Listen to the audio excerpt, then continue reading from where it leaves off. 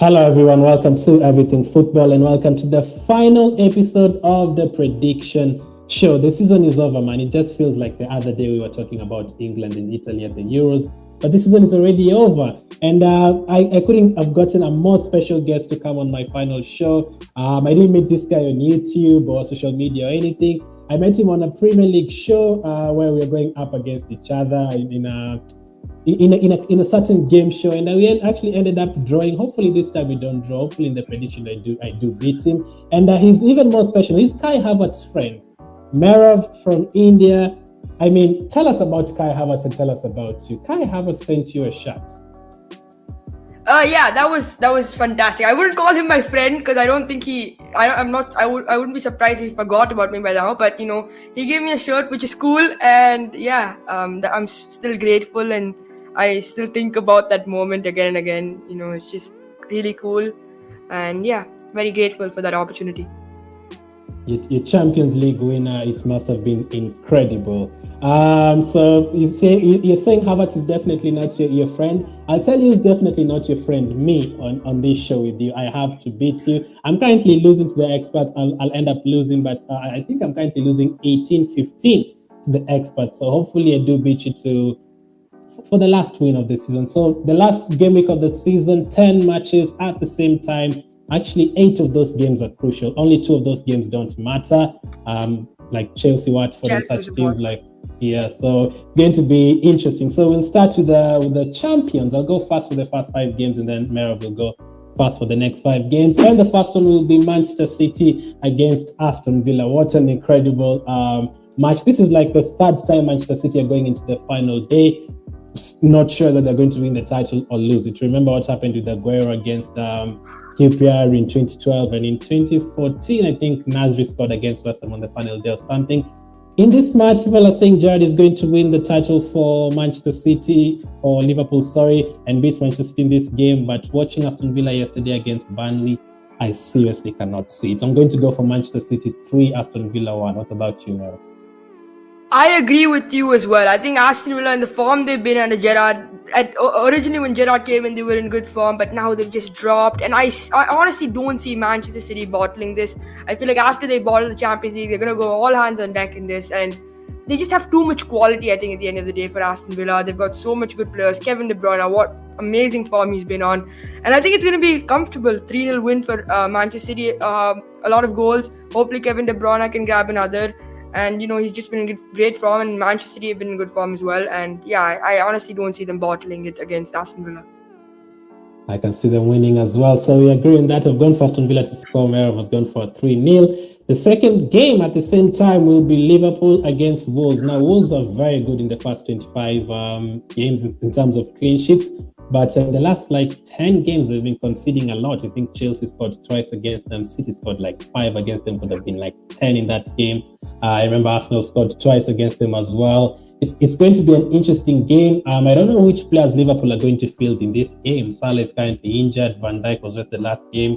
They have a Champions League final next week.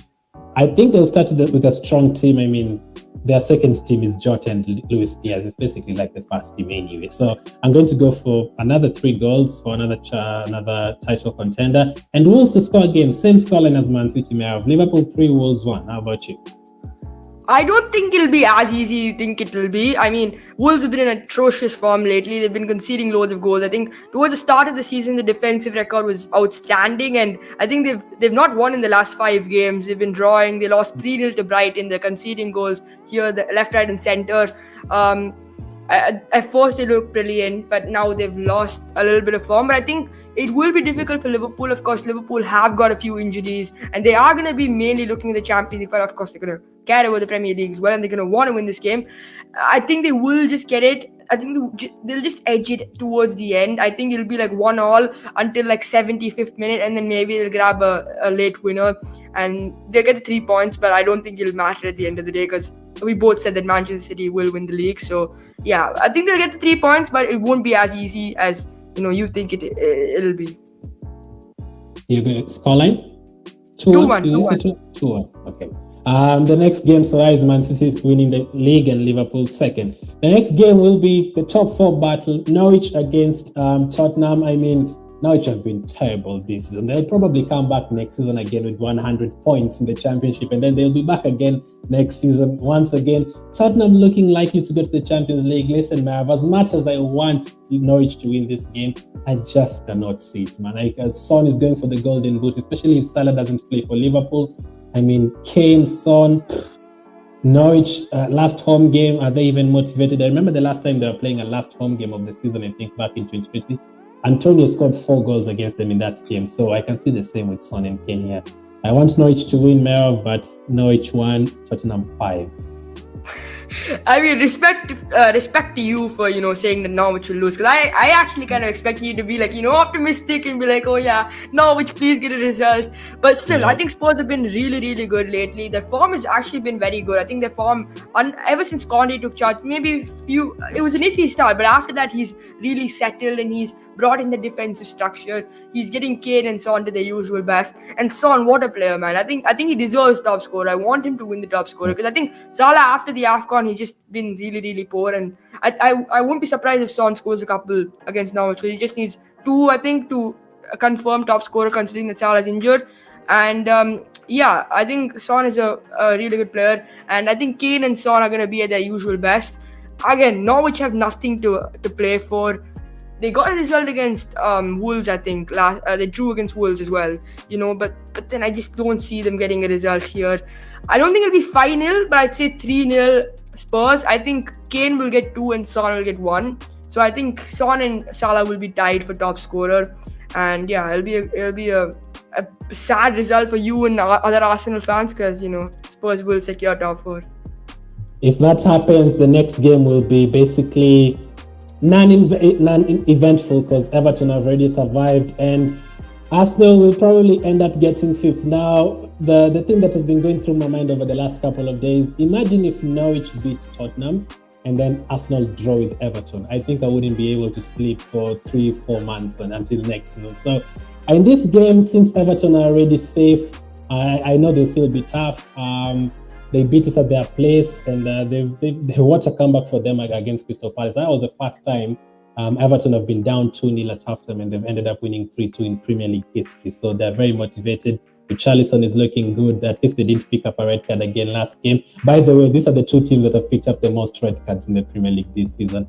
Not a good start, so probably we'll see a red card here. And I'm going to go for an Arsenal win, but probably it's too late. So Arsenal 2, Everton 1. How about you? Again, Arsenal are going to be trying to win because no one knows whether Spurs will be able to beat Norwich because they are Spurs. They could end up bottling it. And again, Everton have nothing to play for either because they've secured the fact that they're going to stay up in the Premier League again next season. I think it will be difficult. I think Arsenal will win 2-0, but I don't think the scoreline will completely talk about how the dominant... I don't think the scoreline will reflect the game as much. Because I think it will be pretty close. I think Everton have been in okay form. Lampard has sort of steered them in the right direction, even though I don't think he will be the long-term solution. Even as a Chelsea fan, I don't see Lampard as that managerial genius, and I don't think he will be the right manager for Everton on the long term.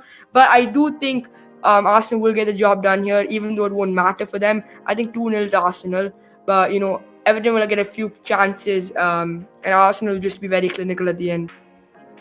Everton are very lucky this season. I don't think they'll ever forget it. Like, they were so fortunate to get that win against Chelsea and Leicester in that week. I didn't see them winning those games, and if they would have lost, they would have been gone. And also, they got another last-minute win against Newcastle a couple of months back. Very, very lucky. I don't know how they're going to do the next season. I don't know if they're going to survive next. They're just going to finish in the top 10 like nothing happened this season. It's going to be interesting. So that is the top 4 battle done. Go ahead. Yeah, like in another day, Aspilicueta wouldn't have given the ball straight to Richarlison for him to score, and that would have been 2 points less for Everton. And then, they have been quite lucky. I think next season they had a restructure. Honestly, I think the owners have to fix themselves. They're making horrible decisions. Spending 40 million in Alex Iwobi just isn't the right thing to do. I think they need to sign young players who will improve, and maybe get rid of a bit of deadwood, and then maybe they can look to restructure next season. Yeah, so that is the league title in the top 4 battles done. Usually on the last day we have a lot of goals. I remember Tottenham, I think, beating Leicester 5-4. I remember Tottenham beating, was it Hull like 7-1 or something? There's a time Newcastle beat Liverpool like 5-1. It's usually a lot of goals. So the fifth game will be Crystal Palace and Man United. I can see this one being exactly like that. Like, I think United are already on the beach. Long time ago, they've been on the beach since January, to be fair. I mean, there I'm seeing Lingard dancing, Pogba dancing. None of them will probably play in this game. Lingard doesn't even want to be there. Pogba doesn't want to be there. Cavani doesn't want to be there. Rashford probably doesn't want to be there. Like, it's a shambles in their club. And Crystal Palace as well. I mean, the way they lost that lead against Everton, and Vieira is now kicking people. I mean, I don't know how they're going to feel, but I can see it being a very high-scoring game, and I can see United losing once again. I'm going to go for Crystal Palace 4, Man United 2. So you think Man United will finish in the Conference League spots? You think? Oh, I mean, let's not. No spoilers. No spoilers. Okay, fine. I get it. I don't agree completely. I mean, Crystal Palace are going to be in the beach even more than Man United, because Man United need to pretty much get a result because the GD is horrible. So even a draw might not be enough. And you know, the players seem very disappointed. Apparently, they didn't even turn up for the Player of the Year award ceremony because they were so embarrassed about their performances or something. But yeah, I think Crystal Palace are going to be on the beach. They have literally absolutely nothing to play for. It's not like they can compete for any sort of competition, and they're safe pretty much. Of course, they'll want to win because any footballer wants to win a match. But then I don't see Man United losing this. I think it'll be very tight, as you said. But I think Man United will win 2-1. I just see them getting the result there, even though they're Man United, and I wouldn't be surprised if they ended up conceding 4 goals and losing. But, you know, I think they will get the job done at the end of the day. Wow, Merav is predicting a Man United win. I mean, it's been a season to forget for them, for sure. Like, as an Arsenal fan, I've really enjoyed watching Man United this season. Like, never in a million years would I have thought United would be losing so many games. There's a time when I started watching football, United would be 5-0 today, 4-0 tomorrow. They used to be so good. So I'm going for Crystal Palace win. Merav is going for Man United win. Merav will go fast for the next 5 games, and he's already kind of touched on this game. Brighton, West Ham. Will West Ham get the Europa League? They are so close to winning it this season. Do you think they'll secure it, or do you think Brighton are very good as well? I don't think they will be able to win against Brighton. I think Brighton are a top team. I think if they can maybe be a little more clinical in front of goal, they can get better results and maybe even push for Europe. I mean, that's kind of an unpopular opinion. They beat Man United 4-0, so they've shown that they have quality. I think they're just lacking that bit of clinical finishing. I think it's going to be a 1-1 draw here. I think Brighton will want a statement with I just see it being a draw, you know. I just feel like West Ham don't have what it takes to win this game. But anyway, anything can really happen. It is at the Amex Stadium. So yeah, I think it's going to be a 1-1 draw. What about you? 1-0 draw. I'm going to agree. Even though United will lose, they'll still finish in the Europa League spot. Brighton are very good. Like, I've been impressed with some of their players. Cucurella, Trossard this season, amazing. I'm not going to go for a 1-1. I'm going to go for a high-scoring draw. Another fantastic game. Brighton 3, West Ham 3. Another game of the week there, another game to watch. So 3-3 draw there. So that is the top 6 battle done as well. Next up is the relegation battle. Merav, first up, Burnley against Newcastle. Do you think Burnley have gotten this one, or do you think Newcastle will pull off another fantastic performance like they did against Arsenal? Both Leeds and Burnley realistically will put their all, and they will want to get a win. Leeds, especially because their GD is worse than Burnley, so they need to get the 3 points. Burnley have got some good players, but I think this is going to be a draw. I think it's going to be a 1-1 draw. I know I haven't gone too high scoring because I just feel like I just don't see any of the games being like ridiculously high scoring, even though it's like the final game week. Burnley have looked better under I'm just going to say Michael Jackson, but then you know, I just see Newcastle getting a point here, maybe a late equalizer or something by either team, but I think it's going to be a 1-1 draw, which is, would you call it good or bad for Leeds? I don't know. I think maybe Wout Weghorst will grab a goal, or he's been pretty good ever since he came from Wolfsburg, and yeah, I think maybe one more and it'll be a 1-1 draw. For the first time, we are going to both agree. I'm going to go for Burnley 1, Newcastle 1. I think Newcastle as well are kind of on the beach, but Burnley will be giving their all. They have to get something from here. I don't think it will really matter if they did, but they have to at least get a point just in case the other game leads to. So I'm also going to go for 1-1 draw. Speaking of Brentford Leeds, Merav, do you expect Leeds to win here and survive? I'm absolutely gutted to say this, but I feel like Leeds are going down. They've got so many good players. They've got Rafinha, Calvin Phillips, they've got Robin Koch, Diego Llorente, but then they're just not performing. I mean, Rafinha under Jesse Marsch has not looked the same. Calvin Phillips has had injury problems. If Calvin Phillips was fit for the entire season, I think Leeds would easily stay up because he's missed out like half of the game or even more than that. And without Calvin Phillips, they lack that proper defensive midfielder, and that is causing them issues. I think it's going to be another draw against Brentford. I think this one is going to be high scoring because I think both Leeds and Brentford aren't like amazing defensively. They're two like high attacking teams. So I think this is going to be a 3-3 draw. Wow, 3-3 draw. Now I can see it being 2-2 for majority of the game. And then when Leeds here like Burnley are winning or something before Newcastle equalize later on, and thinking Brentford will get a third goal just to kill off Leeds' hopes. Like the way their defending is awful. And now Dallas is injured. Melia, the goalkeeper, has been conceding a lot of goals. Ayling is out and suspended until the end of the season. Dan James is out. They're practically passing the ball to the opponents at this point. They've been absolutely horrible. Under Bielsa, they had that spirit and that they never gave up. But I just don't know. Something is just wrong with Leeds this season. Yeah, I'm going to go for Brentford 3, Leeds 2. So that is the relegation battle done. And then we go to the next two games that won't matter that much.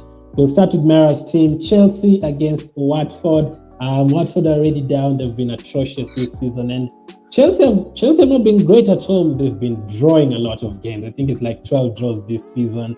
If you throw in the other draws against Zenit and Juventus in the Champions League, you've drawn a lot of I think you beat Juventus or something, but you've drawn a lot of games. Yeah, we do to Zenit 3-3.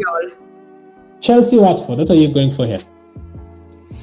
I mean, if we lose to Watford, honestly, I mean, we don't really have anything to fight for because third place is pretty much confirmed unless Spurs miraculously beat Norwich like 20-0 or something. But we have to beat Watford. Come on, it's Watford, guys. If we draw or lose to Watford, I would be so sad. Even though it doesn't matter, it's just embarrassing at this point. I mean, Watford aren't that bad. They were actually decent under Cisco, however you pronounce his name. I don't know why they sacked him because ever since they sacked him, they've just gone downhill. And yeah, they just, I don't know, they've had a few injury problems. I think Ismail Assar got a couple of injuries as well, and Emmanuel Dennis got like one injury for a while, and that really hurt the season. But yeah, I think they'll score a goal because defensively, we haven't been that great recently, but I think we'll win 3-1 at the end. Over the last 3 game weeks, I've not seen Josh King playing Sissoko. I've not seen him, Dennis. I think they kind of gave a chance to the second choice player. So they've given up. So since they've given up, and considering the likes of Mount who are on the bench for the last Chelsea game and the likes of Havertz on the bench, if they start this game and you don't start with Pulisic, by the way, he's been wasting a lot of one-on-one chances. Maya would agree. I think he'll score a lot of goals. I'm going to go for Chelsea 5, Watford 2. They're going to absolutely battle them. Thank you. We concede 2 though. Concede 2.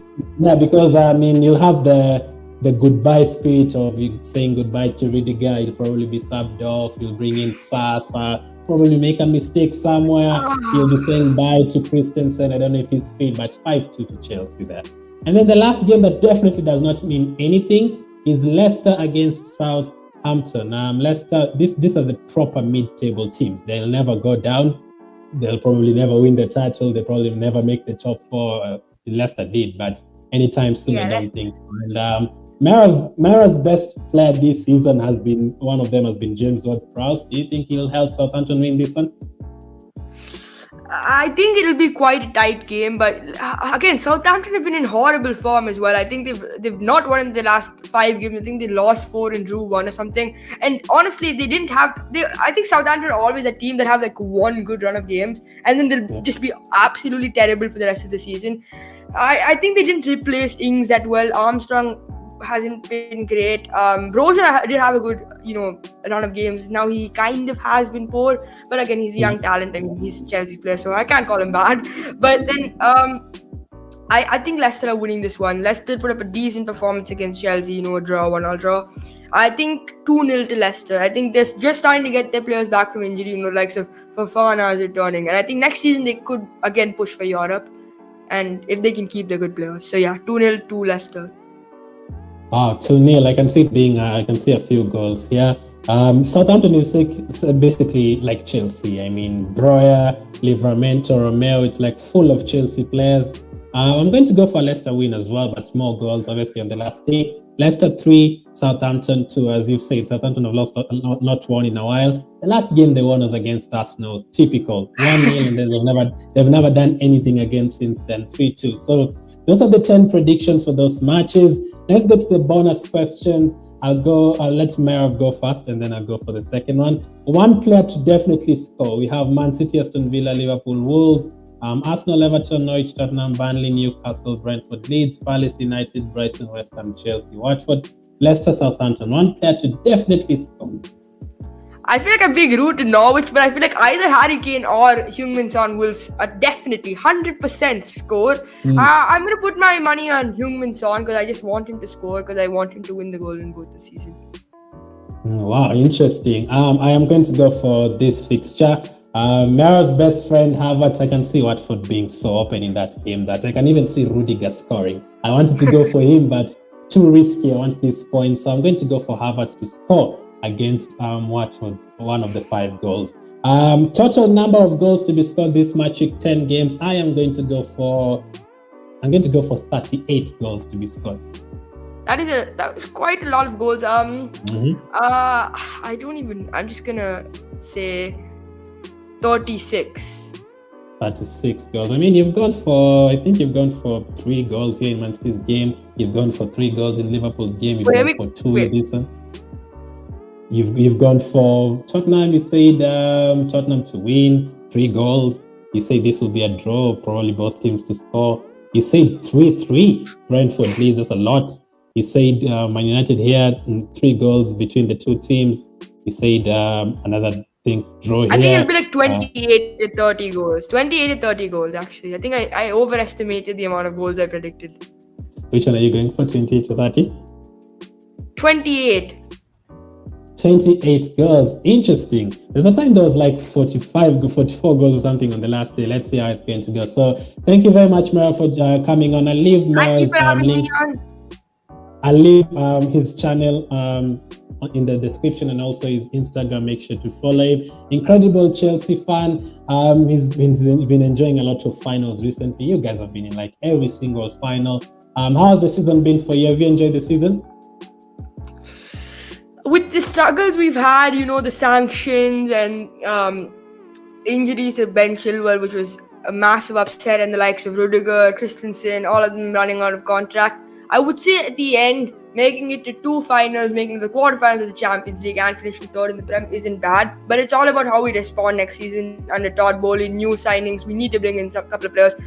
I'm not too happy. I would have liked to maybe win, of course, win the Super Cup and the Club World Cup. But I would have liked to win either the Carabao Cup or the FA Cup. That would have made me happy. But, we take it. It can't always be perfect. So, it's okay. At least better than Arsenal who went trophyless. You'll probably be in another FA Cup final next season again. I mean, you've mentioned Todd Bowley. I like calling him in American style, Mr. Todd Bowley. He's going to bring in the cash for you guys to buy some players. So in the last 1 minute, let's quickly do some season awards. Which has been your team of the season out of the 20? Team of the season? Oh, Man City. Man City. I'm actually going to go for Brentford. I think they've done very well. Your player of the season? I'm actually going to say Heung-min Son because I think he's been overrated. I mean, as a Chelsea fan, I'm praising Heung-min Son a little too much. But, who doesn't like Son, honestly? I'm sure even you like Heung-min Son as an Arsenal fan because he's just such a nice guy. Yeah, I wouldn't say I like him, but I don't hate him. I mean, Salah is mine. Unless I he mean, scores against Arsenal, I don't think you would he like always, he particularly always, hate him. he always does. Salah, I'm going to go for Salah. I mean, he's top in terms of goals and top in terms of assists. That is just crazy. And he wasn't even here in January. He wasn't in the Premier League in January. He was out in AFCON. So it would have been even more. Goal of the season. Would you have any goal of the season that you remember?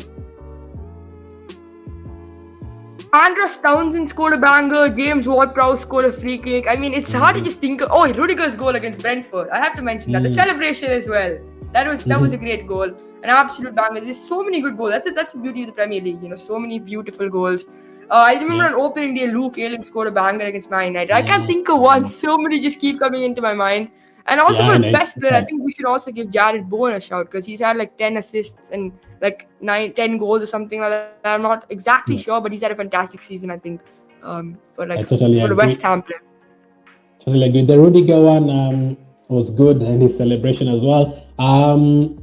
Also, since you mentioned Chelsea, I'm going to mention Arsenal because that's the only award probably you're going to get. I mean, there's a team goal he scored against Southampton where Ramsdale played from the back and we made so many passes to the goal, and he scored from Lacazette, one of the few goals he scored this season.